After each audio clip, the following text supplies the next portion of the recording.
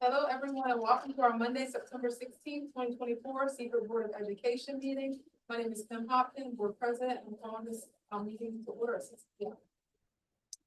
The next item on our agenda is approval of the agenda as presented, and I'll need a motion. Dear Savage, I move to accept the agenda as presented. Second. I have a motion, I have a second. All in favor, say aye. Aye. Opposed? That motion carries. Next item on our agenda is a pledge of allegiance and the silence that is behind the arrow. Allegiance to the flag of the United States of America, to the republic which stands one nation under God, indivisible, with liberty and justice for all.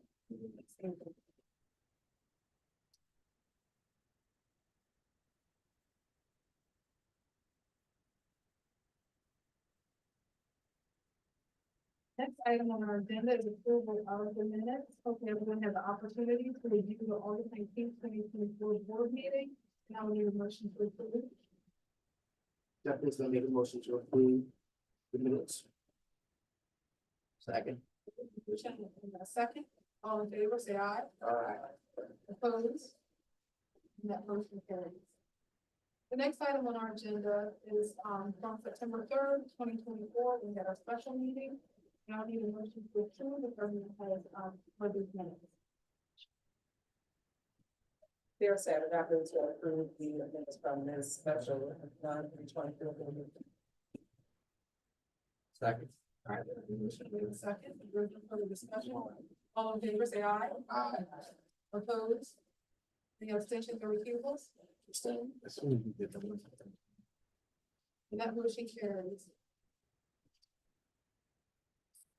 Next item on our agenda is public participation, and I don't have any. I didn't see all these. Next item on our agenda is for some presentation with the first being our superintendent's communication. Well, good evening and welcome to Fred Douglass Elementary School. Thank you to Mrs. Lovely and Mr. Lamberton for hosting us this evening. Our reason for being here is to mark the existence of the plaque that is going to be naming the playground here at Fred Douglass. And we will have an opportunity to go outside and take a look at that and say a few words outside. Other than that, the other news that I have is previously we did Best at the Nest. We tried that last year. Hugely successful, people liked it, but we also wanted to change it up a little bit. So moving forward, you'll see a series on social media, on the website. We're playing around with the name, but we think it's going to be called The Heart of Teaching, because we wanted to profile not just the teachers, but the content and the curriculum and the learning that our students are doing. A way of recognizing those contributions at all levels. So you'll still see a nice representation across schools, across employee categories, but really an opportunity to make that connection between our teachers and their content and pedagogy, and then the students at the outcome. So that's about for me today. I like that. So with the rest of the nest, like community members or anyone can pick in person. For the series, for the stuff that the community members said, oh, we would like to know more about bookworms. Would you be able to do a series on that? Or would it be based on? Well, we're just going to kind of go through content areas and teachers, but that's a great suggestion. I can see us doing something like that as questions come in, or if there's feedback, or maybe somebody comments on a post or on an article and says, tell me more, or what about, then certainly we could back off of that for them the next episode. On the episode. I know, right? No, they're really good. So it'll be fun. I just think it's interesting. So we're actually getting looking at it. And hopefully you saw that last week with our profile on the PD Day. And we talked a lot about what the teachers were doing during our professional development day, because that has been a question also in the past. Thank you. All right, so the next one is board communication, and I just want to give you guys something to think about.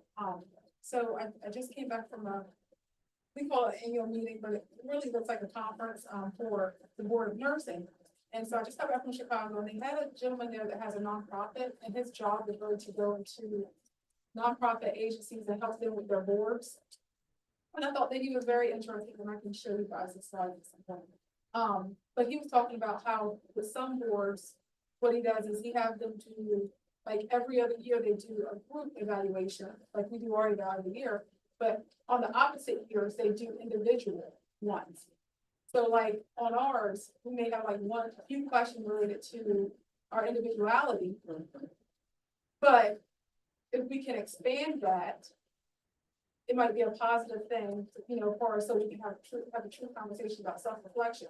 Plus, it will give us more than 12 months, like 11 months, really to try to, achieve the plan we put in place as it relates to wherever area we thought we were deficient at as a board, right? So I thought it was actually it was very interesting, but one of the most interesting speakers there, as he talked about how effective is your board.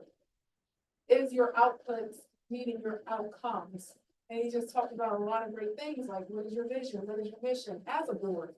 What is it that you're seeking to achieve as a board?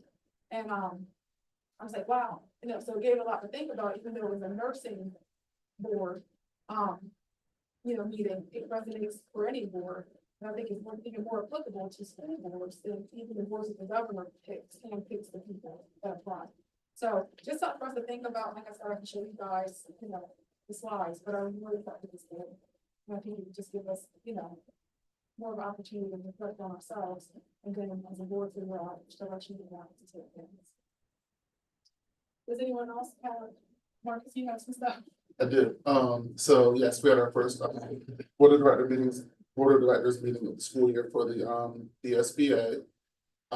We had a presentation by Secretary Holliday, just discussing the importance of school attendance and, really requesting that our school districts, just really use social media and use our platforms to discuss the importance of school attendance, which we already do a phenomenal job of. That's definitely some feedback that I've gotten. The SBA is in good financial standing. The Seaford School District has paid their bills.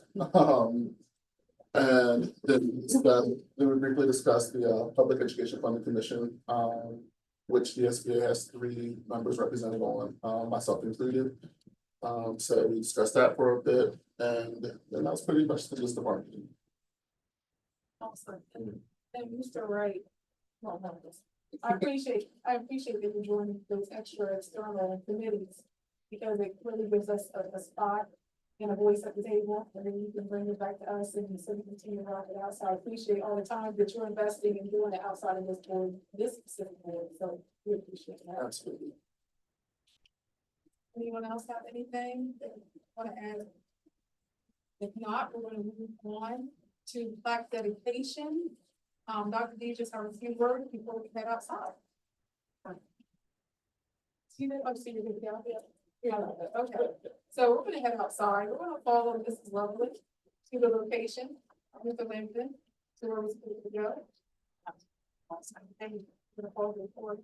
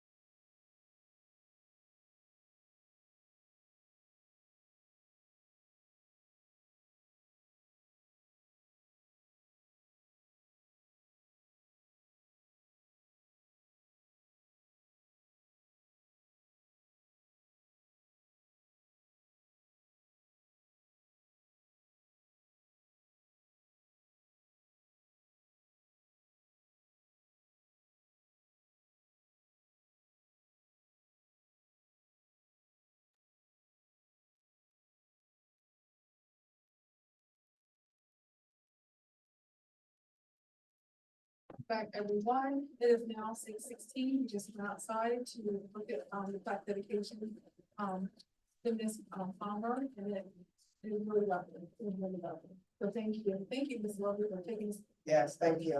It was lovely, Mrs. Lovely. I was thinking that, I'm glad you said it, I did. Thinking, don't wear it out. Next item on our agenda is goals and, priority. And that already ready for us. All right. Ready to go. Yeah. All right, so goals and priority updates for this month. Is it not doing it now? No. Go, try now. We like Oh, there we that. go. All right. Sorry. So the one that, of course, that I'm in charge of is school safety. So there's two different pieces that I look at. The first one is identify, fund, implement use of safety equipment. As I was coming in here, I was talking to Doug and Patches. All of our buildings in this district are old. But when you walk inside of them, they don't look old. You cannot tell this building is over 100 years old, right? But some of that comes with challenges, especially in terms of safety and security, because there's lots of doors, there's lots of windows, lots of everything, right? So one of the things we've done over the last few years is try to implement and make sure we're funding safety and security. So just this past year, we've done some camera updates. So at our elementary schools, we now have cameras on the outside of our buildings as well as inside. So now we're all covered in the sense of our constables, our administration, and our police departments can view what's going on in our building at all times, which is very nice. At our secondary schools, we have more coverage. We noticed last year after the first install, there were blind spots that you don't catch right away. So we tried to cover some of those blind spots and get them implemented. And then thanks to Patches, we have an agreement to now share our cameras also with the Delaware State Police. And I'm working right now to make sure we're sharing them with the Blades Police Department for our Blades Elementary School as well. So that way they have access to them as well, especially in case of an emergency or something that happens. We also have our radios have been fully implemented. So it's very nice. Any school in our district can talk to each other at any time. So if there's something going on at West Seaford today, like happened, even at district office, you can turn the channel to West Seaford and I can talk to West Seaford at a moment's notice. Or any bus that's in our whole district, I can turn to our bus radio channel and talk to a bus that's way out on Concord Road and figure out what's going on. So it's nice because our schools can talk to them. If there's a kindergarten that has to be brought back to school, it's just an automatic instant communication piece that allows us to talk to avoid safety issues happening. Fencing and ballistic film is still coming. If you remember last October, we were approved for a COPS grant. Patches has been working feverishly to make sure we're getting the money in. And that is so slowly coming. So that should be happening soon. Hopefully winter, spring, with some of the fencing upgrades. And then this year, we're excited to say that every school is going to have a constable. They do right now, but one of our constables is going to a constable academy. And in the middle of October, every school will be covered by an armed guard every single day. Nice, and we're very excited about that. Weapons detection, as you know, it's been used daily at the high school. While the lines the first couple weeks were longer, it's also a lot faster process in getting the building, and it's just they're working through those things, which is good. Clear book bags are going very well. Haven't heard one issue from a parent about clear book bags or anything. We've given them quite a few away, and we're looking at hearing parents asking for more resources for that. We're going to it. The weapons detection, we do have the ability at any point, or we will soon, to be able to use them at any school if something's going on in the community. So we could set them up at the middle school one morning if something's happening or we think something's going on. Same with our elementary schools. 4 new systems will be bought the next few, hopefully, days, if not a few weeks. So we have them at our disposal. And if you were at the football game this past Friday, you saw we're using them again for all of our big events. And again, nothing but compliments from the community in terms of just being at the football game and feeling a lot safer. Just because everyone has the ball. And then the second part to the safety is creating outside partnerships to provide mental health services in our schools. So last year, Take Care Delaware notices, which anytime law enforcement goes to a house for any reason, for a DFS call, it could be for a domestic dispute, it could be for anything. We get just an email saying that a student was involved in some kind of a situation. We don't know what it was, but it's just a way for us to be able to check up on them and see what was going on and make sure that they're okay. So last year, just our district, we had over 200 of them that came to us. So basically more than, when you average it out, more than 1 per school day that comes to us, take care of others. And then our homeless students, we are with Dover, highest percentage in the state. So we have right now over 150 students that are categorized as homeless. As the year goes on, that number just climbs and increases. And my guess is, just like you guys know, that number is probably underrepresented. With a lot of our students, especially with housing prices and what's going on in our short market. So I say that our students have mental health needs. And a lot of times our parents can't necessarily either afford to get them access to resources or do not have transportation to get them access to resources. So one of the things that I've took on is trying to get as many outside partnerships into our buildings to work with our kids as possible. So this is the year 2 of our Stronger Connections grant. Milestones Consulting last year provided services for 114 students. And that was some groups, some individual counseling, and that was basically mostly at our high school, a little bit at middle school, and then also at Blake Elementary School. This year, she's expanding a little bit. She'll be in Fred as well. She is a counselor that comes in and works with individual students. So it'll be a big push for that. Life by Design is a group session counseling that comes into our 3 to 5 buildings. We saw over 50 students last year in both Central and Fred Douglass. And then we've also partnered with Children and Families First last year and this year to do both group counseling and family-based counseling for families that want. And they'll actually go out to people's homes, and our social workers work closely with Children and Families First to get referrals and talk to parents just about the programming they can offer to them in terms of that counseling piece. Man Up and Unique, run by 2 very important people to the Seaford School District, the Mullins, are doing groups this year at Central. And last year they did 32 different groups of kids at the middle school and high school. And usually once we come in, and those groups usually run from 6 to 8 weeks, and then the students will turn over again based on just needs of the high school. They work closely with the Dickerson on kind of finding the groups. Sometimes anger management, sometimes it's kids that are going through different things. So there's lots of different ways they can bring them in. And then Dr. J Speaks, also working with middle school and high school. And then last thing that I'm very excited about, we're just able to train all of our secondary staff beginning of the school year on youth mental health first aid. And the goal next year is to train our elementary staff on it as well. Something that's near and dear to my heart, and something that all of our social workers are trainers now for our district. So that's something we're excited about. That's school safety. Any questions? There's a lot. I think that's great. Like, I'm not for aid is, that's the challenge. Yeah, I don't know anyone else in the other school district. I don't. No, state had a few with Indian River and yeah, I think we're the only school that actually has our own social workers trained as trainers. A couple things, just going back up to the safety of the school and how protecting the school, how security cameras and different things. I didn't know a suggestion. That transparent tape, like the windows halfway up or something like that, where you can see out, but you can't see in, and vice versa.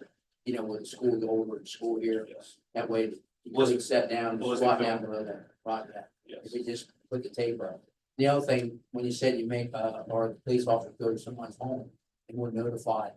We're notified just that someone had made an appearance at their home, but we don't know what the reason was. Correct. So we don't know what to look for in the child to help them out. No, We just gotta watch them. the goal is basically to be able to tell teachers or counselors just to check on them and see if they're okay. Right. It's not to pry, try to figure out what happened. Sometimes students will offer up what happened. You know what I mean? Yeah, The goal is really just to be able to check on them to make sure that they're okay and that they don't need anything. What is the process look like for identifying students for mental health services? So our social workers work with our administrators, with our teachers. They use MTSS a little bit, which you can talk about, to just figure out need support. And sometimes it's just parents coming in and saying, we're struggling. And then trying to find that right, the milestones for the group. Jones me first with it's more of a home-based thing. So it's really our social workers and counselors taking that lead on just figuring out and then having kid talks. I mean, different buildings call it different things. I know your kid talks with it, you know what I mean? So it's just figuring out who's the girls. Thank you. Systems, you said we're getting 4 systems of detectors. Are they individual systems or they're 4 sets? So we'll have 6 sets. So we're buying 4 more sets. We'll have 6 sets total. So we'll have the high school and middle school. Not gonna do them in the middle school every day yet, but it's something we'll talk to you about, but we'll have them to be able to put them there. We'll probably keep 1 or 2 of them there just for their basketball games and for their events that they have inside. And that will just. And the high school's gonna have 4 up and running every day, just to try to get kids faster. But like I said, they've done a good job. The first couple days was a long time.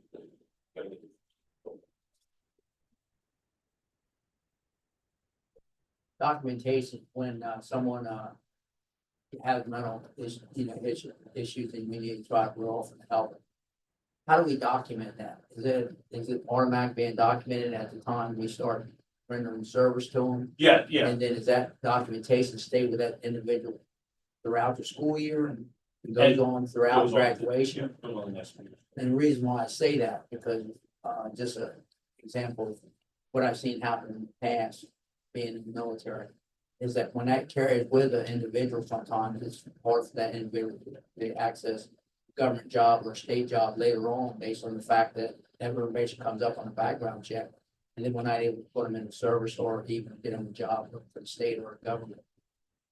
So I don't know how we could do. No, it's not. Concern. But it's not, when you say document, it's not documented in the sense that we don't put it in our. In Infinite Campus, it's more counselors' notes and social work. Okay. So it's not like documented in that sense. Yeah. It's not documented that you or I can speak about, it's just. the social Right. workers have that. Understand. And we keep the data just for numbers too, it's there. Thank Any questions? Keep this, cool. There's Gigi's. Yes, Oh, was it more to that? there's 2 more slides. Oh, Yes. Yep. Good evening. So I am presenting to you all the goals and priorities for this past school year in regards to special education. So the first one was decisions regarding special services programming will be made using data. We decided to kind of look at the eligibility prospect or perspective, I should say, for deciding how services are provided.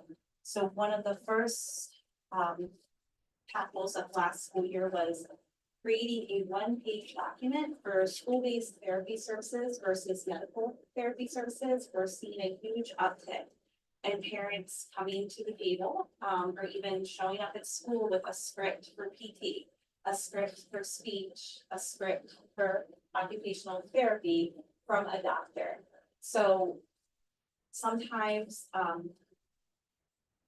obviously our speech therapists can explain very clearly, or physical therapists and occupational therapists can explain the difference, but not all the time are they there when the parent comes in. And sometimes it's something that can be explained prior to us getting to a point where we're meeting. So we created a document that explains the parents, and all of our coordinators have this, provide their buildings on what the difference is between school therapy and medical therapy and what qualifies you for each as well. So that helps obviously with our evaluation process. And it provides the team information to make data informed decisions in regards to the student qualifying for those related services. Coordinated with the Office of Instruction to utilize MTSS data for initial evaluations and triennial reevaluations. So Dr. Jeanette and I have been teaming up in a sense of really digging into the MTSS data. So speaking academically, speaking emotional, I think you all were asking Mr. Zoll earlier about the emotional piece and how it's identified. And the MTSS teams, we have obviously the school counselors reviewing data, but also your special education coordinators at the table.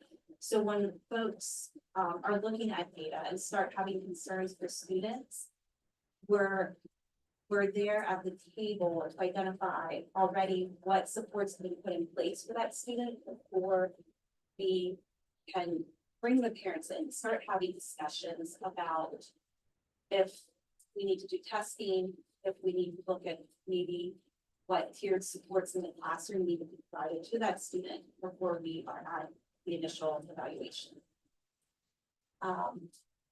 Evaluation summary report training for psychologists, occupational therapists, and speech therapists. So again, really looking at the process and the data collection before we're even creating or identifying students to create an individualized education program. So we want, especially when you're initially identifying a student, you really rely on that evaluation to create the initial individualized education program. So we really did a deep dive on the data and the testing that we utilize for our students last year. And we ordered, when we started going through the kits that we currently had last year, we realized that there are some more up-to-date tests out there. So we ordered cognitive and achievement tests for our psychologists, and we ordered speech assessments as well, and occupational assessments, just so we can make sure that our teachers and parents have the best data available for us to program for their students. Initial public school early education program certificate for Seaford High School and Central Elementary Pre-K programs. So I can say now that we have our certificate for our license for our pre-K programs. We're excited. We're, you know, obviously this is a learning curve. And we are still finding out what that means and what we will be able to provide to our community as far as early intervention. As you all currently, as you all know, we can only currently serve students that qualify to receive special education services in our pre-K programs. And we have a few spaces for difficult peers, but we are hoping, and we know that this licensing is the first step in us being able to provide almost, I use the word universal, but universal for our community of early intervention services for our students that do not qualify for special education services. The second goal was empower students with knowledge, resources, and support to achieve college and workforce readiness. So our Little J's pre-K staff utilized the engineering early learning with the University of Delaware. The name changed 3 times. It initially started as baby bookworms. So this is the precursor, if you will, to bookworms, which is what is used for our K-8 students. And that was with essentially what we're looking at. It is setting up the structures for our students in pre-K to be kindergarten ready with vocabulary, structures and process that they will start with the forms in kindergarten. And it was, our pre-K staff really enjoyed it. Essentially, we helped create this curriculum with the University of Delaware. So it was very fun. Mhm. So that's similar, when you think about bookworms and the work that Dr. Nicholas did with Sharon Walpole and creating bookworms. We've now repeated that process with Ms. Hastings and the team now starting that. Engineering. Yes, it was baby bookworms and inchworms, and Yeah. I like the inchworms, but they finally landed on engineering early learning. So we also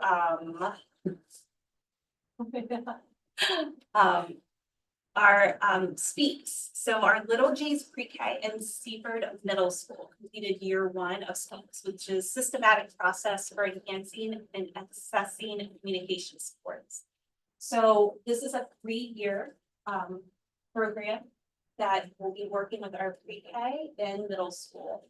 So Speaks is housed with the Center of Disability Studies at the University of Delaware. And it provides learning and coaching on literacy for students that have communication disabilities, and primarily students that use AAC devices. The difference between this and any other PD is that it involves your general education teachers as well as your special education. So our entire pre-K staff, from paras, teachers to administrators, are involved in this. And at the middle school, it's a team of your special education team, related services folks, but it's also general education teachers and para educators. We also began to implement bookworms and IM math curriculums in C setting. Or C setting programs, autism, comprehensive life skills, K-8. And Central was the one to kind of try this out last year, for instance. They utilized bookworms and IM so that their students could assess general education curriculum within the C study program. This is something that we are looking to expand this school year, and we have expanded it into the middle school, autism, life skills, and comprehensive programs as well. Another big was pre-transition curriculum for grades 9 through 12 in our 18 to 22-year-old programming.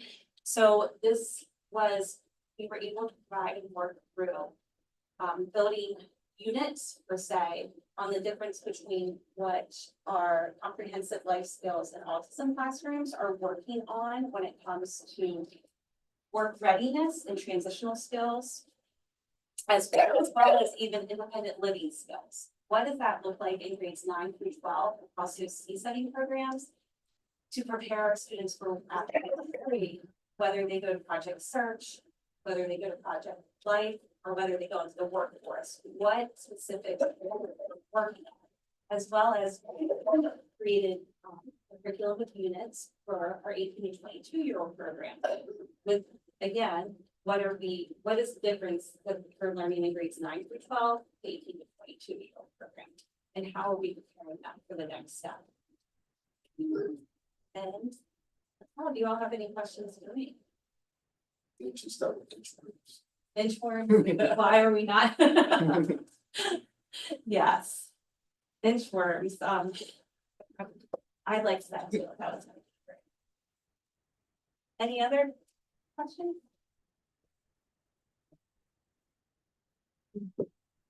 Thank you. Thank you. Next item, Virginia is 25, IHBBR, the Youth and Talented Education. I go. This is just a regulation, goes to the second reading of the policy. You get tonight, this is really just updating language, hasn't been updated since 2004. And it really takes away the language from like the Spark program, and just updates it to more current practices and procedures, updated to reference. Spark. I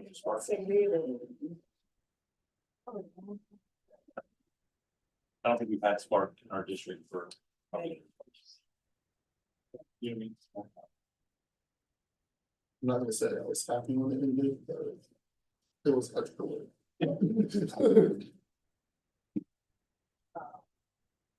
Question on.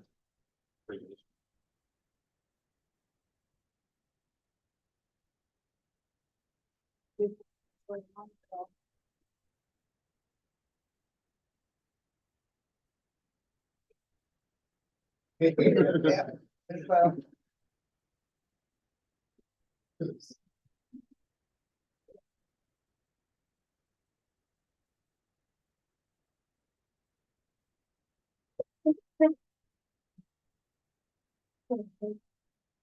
Yeah, that is not. That's different.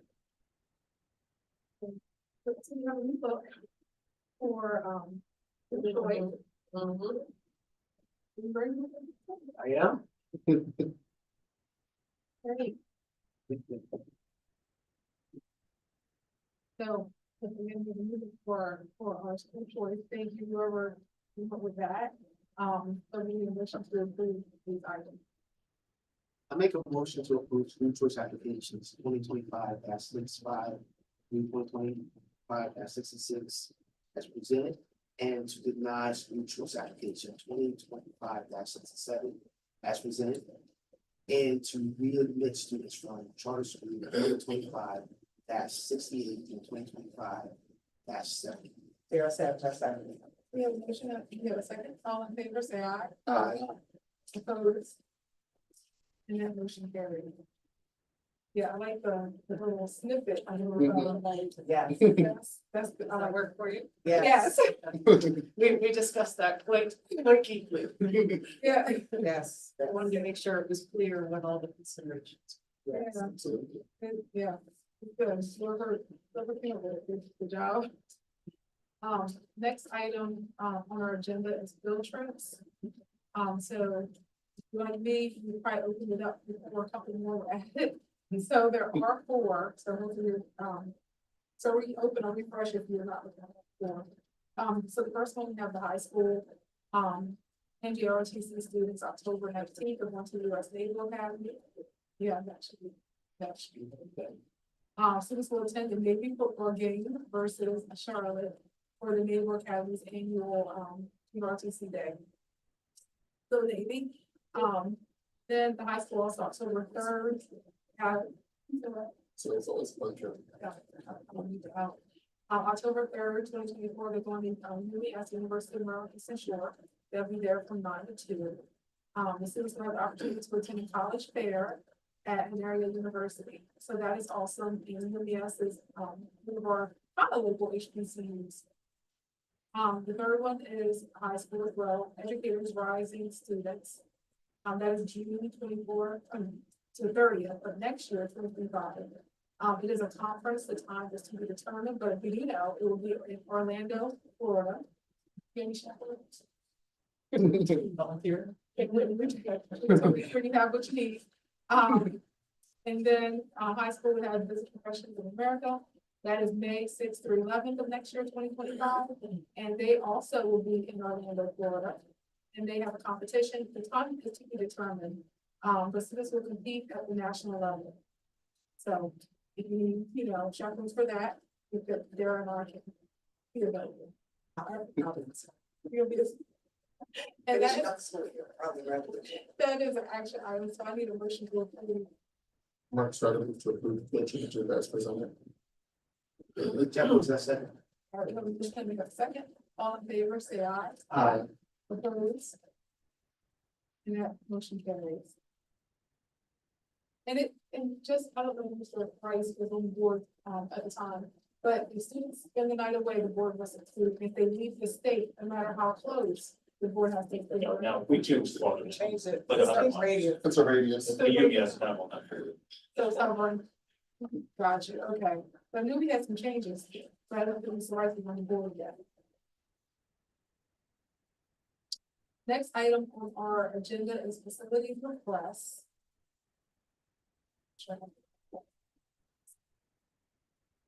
And what I have is, Redemption City Inc., John Waller Christian Concert, and the requesters is David Bob and Nick Gonzalez, and that will actually be this year, December 13th. But they want to set it up on the 13th from 6 to 9. This is the high school auditorium and dressing room and parking lot, and they think it may be approximately 1,000 people. This too is an action item that we motion to approve. Chair Savage, I move to approve the facility request. Second. The motion is second. All in favor, say aye. Aye. Opposed? And that motion carries.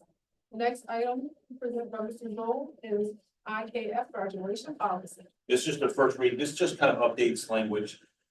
Before you went back to the 2010, that decade, the state was changing the number of credits that students needed. And so each year they kind of push the credits to a different number. That hasn't changed now for 10 years, I believe. So it's just kind of updating that to make it more current and to take out all those years and the policy will issue. Also just to push this next month, Mr. King will have regulations with this too. It just updates the actual graduation ceremony and what that looks like as well. Just to update that language, but again, it's the policy has not been updated for quite some time. We're at the credits now. Yes. I think when I graduated, I think it was 17. It was just, everybody was like, give me a break. Is that at 4? I have no idea. I know I had more than what I need. Okay, yeah. That's all. I knew that, but that's the other before. Got one for each year. Well, I barely made it, but I made it. So, oh, no, it's close. So, we actually need this action item to approve the first reading. Mark started to approve the first reading of IKF graduation policy as presented. Second. The motion is second. All in favor, say aye. Opposed? And that motion carries. The next item also is the goal. And these are really two in a row, it's the same policy, 1009 policy, second reading of that. And the reason it's two is, in board policy, one is for the students and one for the staff, but it's the same policy, the same wording. Gotcha. So we'll just have you tell it to us once and then we'll vote on it twice.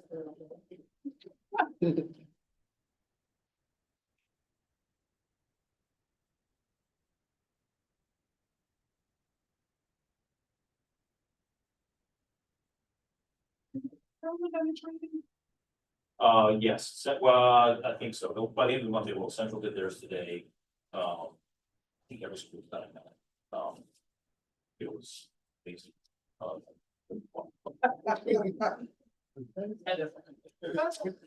Okay, life change. But yes, I think it's, I think you're finished. So these are action items. So we need a motion to accept it. So the 7.5, this is the action item, so I need a motion to approve. Make a motion to approve the second reading of GBAO Title IX policy as presented. I was just gonna work, yeah.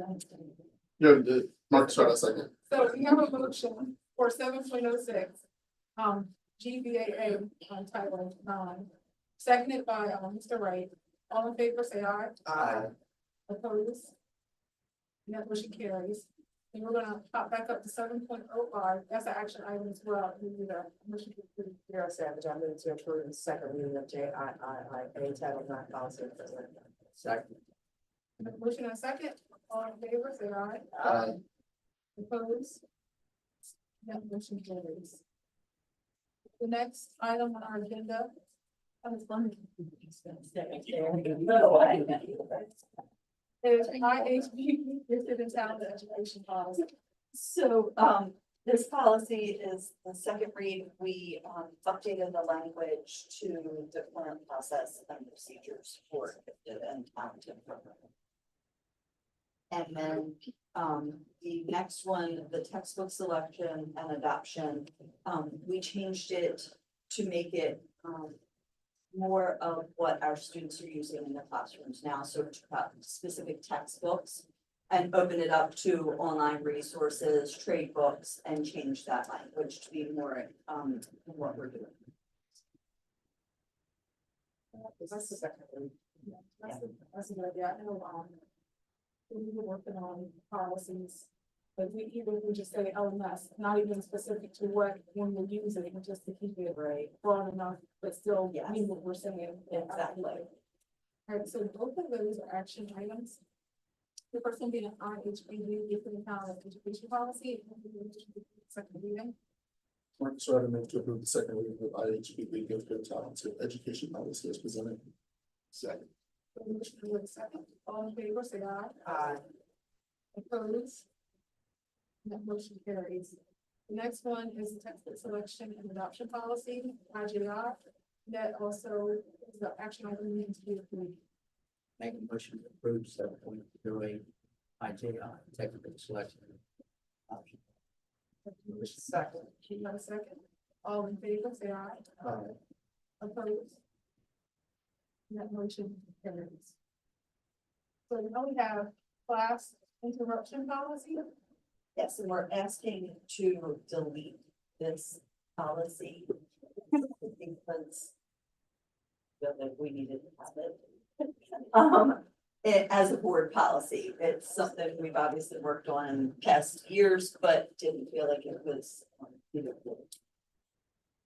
So we are asking to delete this policy. And it's in this. It's somewhere else. Yes, it's in the handbook. Yeah, I think we Yes. talked a little bit about this, or something really connected to this. Yes. Okay, that, to really get some action item, so we need a motion to approve that. Sarah Savage, I move to IMH class interruption policy. Second. All right, we have a motion and a second, all in favor, say aye. Opposed? That motion carries. Thank you. Thank you. And we have Mr. Hill with the financial reports.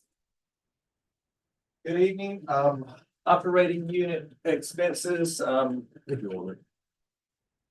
are at well, this month, we're at 16.67 of our fiscal year, with a total of 13.20% expended. Always a good sign when we're spending less than we're, than we budgeted for. Due to the startup processes, if you remember last month, we saw a lower, amount, because of the ramp up period. You'll start seeing that there'll be a lot more expended over time. And also we are just over, let me see here, we are just over 1 million encumbered, with approximately 1.7 expended. And of that, local salaries was a total of 1.3 million. So, majority of our expenditures have been our salaries. Any questions on that? Tax collection, was at 80, let me see here, next page. Go down, you wanna go down? I got you, Ross. Tax collection was at 82,343. And one of the things I wanted to highlight was that's over 20,000 again in delinquent years collections.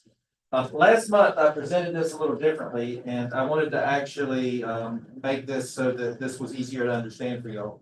Last month, I actually put in there that, so the total for last year's senior property tax was 468,797. And of that, 162 was received after the fiscal year started. And if you remember, that was last year's taxes, but on this year. So what we've done is an additional 162,114 for senior and disabled veterans for FY 24 was received in FY 25. We're putting a sub note here so that all year we can remember this. But we're taking it out because then you can actually see how we're truly tracking for this year. We don't want to forget that we received it, but we actually don't want to show it in the report because that's going to make this year look like we're way off. And so I know we presented it that way last month, but just in going back and looking at that, it just didn't seem like it was the proper way to do it. So just wanted you to know that change we made. We're over 2.07% right now, so tracking is normal for this time of year. Any questions? Set asides are trailing at the same amount that they have been. Again, after the startup of the year, we discussed the idea when we go to a final budget approval sometime around the January timeframe, we may want to actually look it up in these, but as of right now, they're holding constant and we'll hold on making any changes for that until later this year. Any questions? Last but not least is our monthly revenue. We are working on reported data in this category as it's received, which means we are using different FSF reports than we have in the past. And one of the things we're going to start doing is for some of these areas, if you'll scroll down, oh, you're fine. If you'll scroll down some, one of the things we had done was we had taken and we had included things in here that we're not going to use just so that as we start up, we remember those. We are going to start probably trying to remove those for you as we get closer to the final budget time period. But we wanted to go ahead and include those. We are, let me see here, overall, we've received over 500,000 more this past month, taking us from 39, if you scroll all the way down to the bottom, we're at roughly 39 point, we went from 39.1 last month to 40.537. So we're tracking pretty good there. We are going to continue, like I say, to tweak this report, but best example of that was the choice and charter that we had discussed removing from the other report. So just want to continue to keep that as something as a discussion item. Any questions?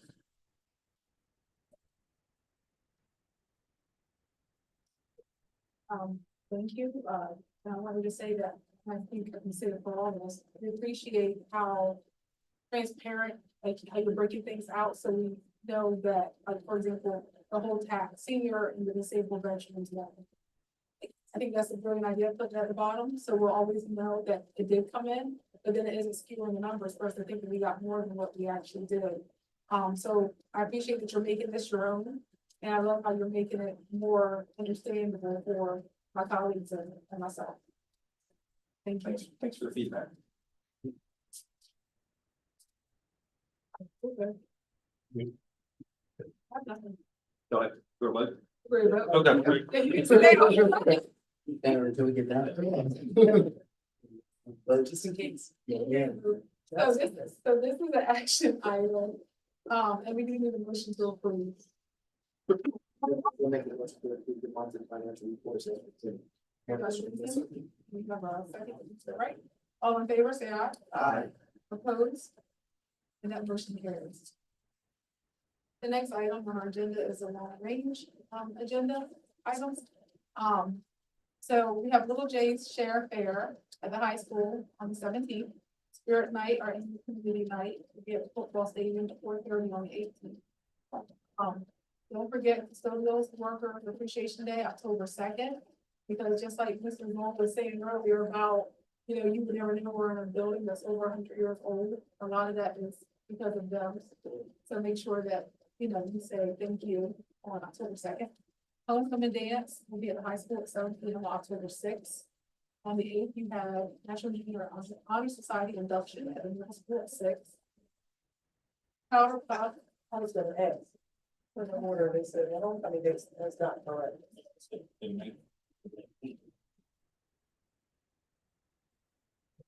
so which is you're 18 or 19?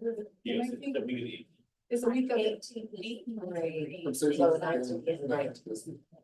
It's a dance. 18th is the parade. You can do the In parade the game. And again. and game. The pepper. And then, The 19th is the dance. okay, so now we have clarification. So October 6th is not the homecoming dance. I'm sorry. So the actual homecoming dance date is the 19th of October. The parade is on the 18th with the game following and also the pep rally is that day. So that is, we will correct that. Is the National Junior Honor Society induction is the 8th. Power Puff game is October 9th. What, do you know what that is? Yeah. That was where they switched ones. The first one was the 2001. Oh, okay, tell us about it there. It is, they wanted to build it as a tradition where girls play the football game and the boys serve as cheerleaders as a fun activity. For the children. So that will be on the 9th at 6 p.m. in the high school. So we'll make sure that Mr. Rice has his cheerleading. I'm a pom pom. Yeah, we pom-poms. And on the 10th of October, we have a fall harvest party at West Seaford 5. The 21st of October, we'll be back at the district office for our board meeting. And the National School Bus Safety Week is October 21st, 25th, 2024. And then next, we need to go to executive session for personnel matters, need to update, so we need a motion to go to public session and then to, executive. Marcus Stratford, we should enter into executive session. Second. Which one is the second? All in favor, say aye. Aye. Opposed? That motion carries, it is 6:50.